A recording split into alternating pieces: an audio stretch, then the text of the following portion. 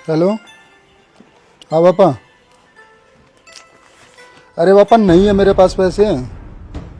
कभी वैसे ही फ़ोन कर लिया करो। जब भी फ़ोन करोगे पैसे दे दो बेटा, तबीयत ख़राब है, तेरी मम्मी की तबीयत ख़राब है। मेरे पास पैसे नहीं है। हाँ ठीक है, रखो। भैया, आ गए थे। क्या हो गया भैया? इतने गुस्से में क्यों? और किसका फ़ोन था? अरे मेरे पापा का फ़ोन था। जब भी फ़ोन करेंगे ना, पैसे दे दे, तेरी मम्मी की तबीयत ख़राब है, मेरी तबीयत ख़राब है, दवाई लेके आनी है।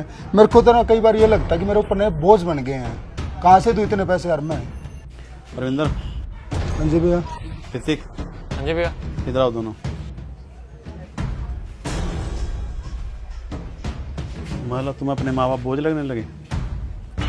तुम्हारे पापा अगर तुमसे पैसे मांग लेते हैं तो बोझ हो गए? अरे भैया, जब भी फ़ोन करेंगे ना तब एक ही बात बोलेंगे, पैसे भेज दे। अरे मेरे से मेरे बड़े भाई हैं, उनसे भी तो बोल सकते हैं। उनको कभी कोई कुछ नहीं बोलता, हमेशा मेरे पास ही फ़ोन करेंगे। वो तुमसे पता क्यों बोलते हैं? तुम उनकी नज़र में एक अच्छे बेटे उनका ध्यान रखने वाले हो, उनकी बात मानने वाले हो सकता है इसीलिए करते हो वो आपके पास फ़ोन हो। और भाई के पास इसलिए ना करते हो, भाई को कोई प्रॉब्लम हो, भाई शादीशुदा है हाँ जी भैया। तो समझ लो उसको इसलिए नहीं करते, उसकी फैमिली है, हो सकता है वो खर्चे ना निकाल पाता हो अपने, बड़ी मुश्किल से कमा पा के अपना घर का खर्चा चलाता हो। तुम अभी शादीशुदा नहीं हो इसलिए तुम्हारे पास फ़ोन करते हो। और बार बार फ़ोन कर लेंगे, अगर तुम्हारी माँ की तबीयत ख़राब है उसके लिए पैसे मांग लिए दवाई के लिए, या अपने लिए दवाई के लिए पैसे मांग लिए, तो बोझ हो गए। माँ बाप तो अपने बच्चों को कभी बोझ नहीं समझते, छोटे से लेकर बुढ़ापे तक, जितनी भी उम्र हो जाए चाहे उनकी, कभी बोझ नहीं समझते। लेकिन बच्चे माँ बाप के बूढ़े होते ही उन्हें बोझ समझने लगते हैं। देखो तो मैं ऐसे समझ में नहीं आएगा, एक कहानी सुनाता हूँ छोटी सी। तुम्हारी तरह एक लड़का था लेकिन फैमिली वाला था, 2 बच्चे, बीवी और वो। लेकिन काम अच्छा नहीं चल रहा था उसका, हमेशा हाथ टाइट रहता उसका, घर के खर्चे पूरे नहीं कर पा रहा था। बीवी अक्सर ताने देती थी उसको कि घर के खर्चे नहीं कर पा रहे, कैसे घर का खर्चा चलाएं, कैसे बच्चों को पढ़ाएं। एक दिन रोटी देती हुई बोली, लो खाओ रोटी, तुम्हें तो घर की कोई टेंशन है नहीं, बीवी की टेंशन है नहीं, किसी चीज़ की टेंशन है नहीं, तुम तो रोटी खाओगे, ऑफिस निकल जाओगे, शाम को आओगे, रोटी खाओगे, सो जाओगे, तुम्हें तो कोई टेंशन है नहीं। कहने लगा क्या हुआ? कह लगा नहीं नहीं, मत पूछो क्या हुआ, रोटी खाओ और सो जाओ।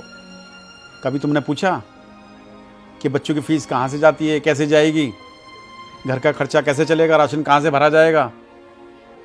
थोड़े बहुत पैसे कमा के ला देते हो, उसमें बड़ी मुश्किल से महीना निकाल पाती हूँ मैं। लेकिन तुम्हें क्या, तुम तो अपना जो कमा रहे हो दे के फारिग हो जाते हो, भाई मैंने तो अपनी जिम्मेदारी पूरी कर दी, अब तुम्हें कोई टेंशन नहीं है। आदमी बोला कोई बात नहीं, मैं अपनी तरफ से कोशिश कर रहा हूँ, और कल जो तुम्हें चीज़ें चाहिए मुझे बता देना, मैं ला दूँगा। ये कह के जो है बात ख़त्म हुई और सो गए।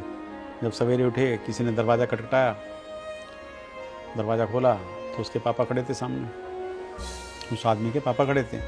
अब पापा को देख के वो थोड़ा सा घबरा सा गया कि अभी मैंने रात को बीवी को बोला है कल तुम्हारा घर का सारा सामान ला दूँगा जो भी तुम्हें चाहिए, अभी पापा आ गए, ये भी कुछ ना कुछ मांगेंगे, कैसे दूंगा? अब उसने जो है अपनी बीवी की तरफ देखा तो बीवी उसको घूर रही थी, जैसे ये सवाल कर रही है ये क्यों आए यहाँ पर, क्या लेने आए हैं, हम तो पहले परेशान हैं, ऊपर से ये भी आगे मांगने के लिए, ये वाली नज़र से देख रही थी। उस आदमी के मन में घबराहट, समझ में नहीं आ रहा था पापा को कैसे बोलूं कि आप जो है जिस उम्मीद से आए हो मैं नहीं कर पाऊंगा। लेकिन पापा ने कुछ नहीं बताया उसके।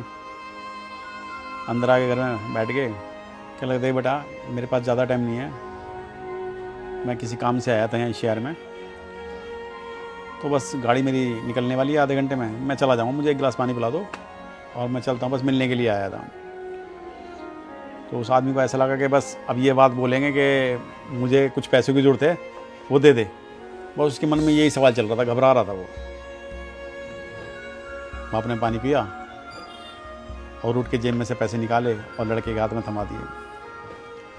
कहते ये आपकी खेती बाड़ी थोड़ी अच्छी हुई है, पैसा एक्स्ट्रा भी आ गया है, मैंने सोचा तेरे काम आ जाएंगे, हमारा तो भी बढ़िया चल रहा है, तुझे कोई दिक्कत होगी या कोई खर्चा होगा तो अपने इसमें चला लेगा। पैसे हाथ में रख दिए और बोले इसमें बहू को भी अच्छी तरीके से शॉपिंग करा देना और बच्चों की पढ़ाई लिखाई पर पूरा ध्यान देना, उसकी कापी किताब फीस वगैरह टाइम से दे देना, और तुम्हारे जो कुछ अपने पर्सनल खर्चे हों वो कर लेना, और कोई भी दिक्कत हो ना तो फ़ोन कर देना, मेरे पास पैसे कुछ और भी पड़े हैं एक्स्ट्रा।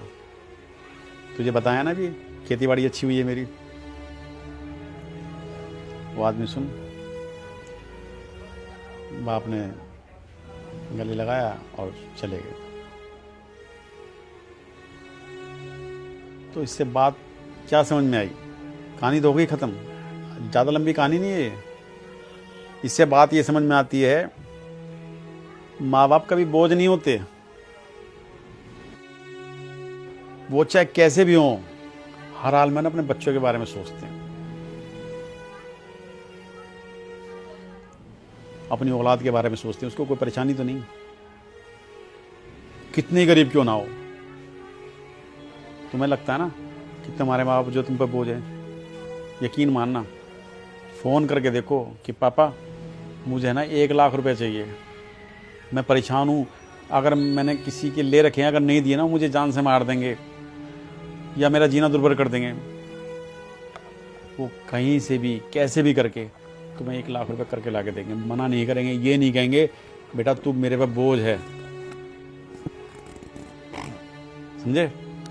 तुम तो बड़ी आसानी से कह देते हो मेरे पे बोझ है मेरे माँ बाप। सॉरी भैया, और अभी नाना पापा को फ़ोन करके सॉरी बोलता हूँ, और आगे से ना ऐसा बिहेव भी नहीं करूँगा जैसा अभी मैं फ़ोन पे कर रहा था। बेटा एक बात ज़िंदगी में याद रखो, माँ बाप तुम भी बनोगे, जब तुम्हारी औलाद तुम्हें बोझ कहेगी ना यहाँ लगेगी यहाँ, समझे? जाओ चलो करो काम। ठीक है भैया। ठीक है।